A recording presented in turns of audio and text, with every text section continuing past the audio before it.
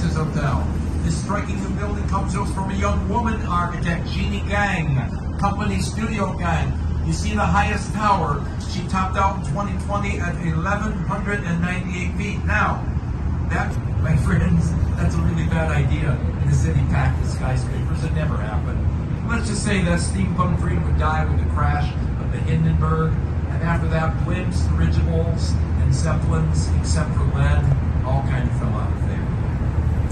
London can have Big Ben, in Paris, the Eiffel Tower. I'm a Chicagoan. My heart goes to the Wrigley Building, the clock tower in front of you, 1921, commissioned by chewing gum king William Wrigley Jr., who was a young man who was selling juicy fruit gum at the World's Fair of 1893. He brings the fair home. That's what the fair looked like. It is called Beaux-Arts or City Beautiful. Go back to Greece, go back to Rome. Classic architecture puts the soul. Spanish revivalism actually here. The clock tower is modeled on the 11th century Roman Tower in Sevilla in Spain.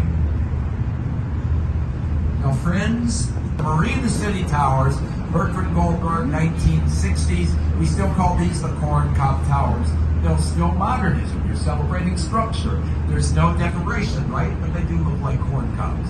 Now these were the most photographed buildings in Chicago at one time, Bertrand claimed. And what's cool about this is the first residential living right downtown. It's a complete city within a city. You see, in the 60s, the river was still an industrial wasteland. We didn't have any river wall. People who work downtown wanted to live downtown. If you could give them 24-hour urban living, Goldberg did that. He gave you a complete city with 4 restaurants, bowling alley, swimming pool, bank, office space, George Jetson space age parking, living space upstairs. Pro tip, if you leave a Marina City, don't try to park your car yourself. Let the parking guys do that. You back up a little too much, you end up in the river. This is not pretty.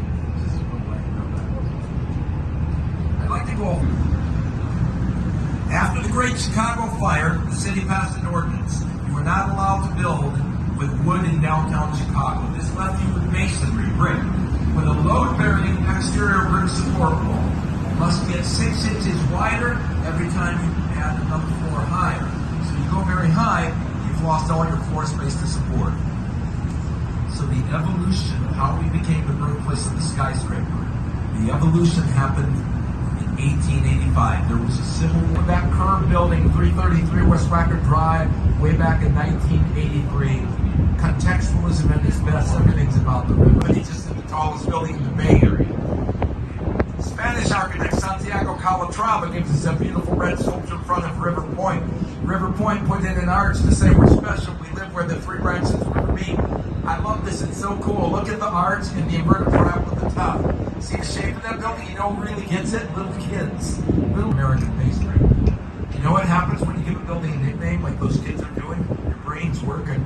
You take an image from your common experience, you apply it to that new shape. Once upon a time, an architect and a structural engineer in Chicago did the same thing. They had an image of a bundle of sticks wrapped together for strength in their head. You know what they did with that image?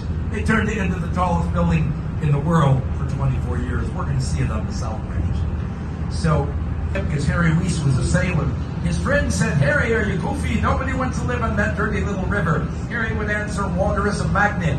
Water draws people to it." I think Harry Weiss understood Carl Jung. That we have. When I awoke in Chicago with a smile and a song repeating over and over, "A river is enough, a river is enough, Lord, Lord, Lord, a river is enough." I'll leave you with that, folks. Let's take a short break to rest and digest some of this information.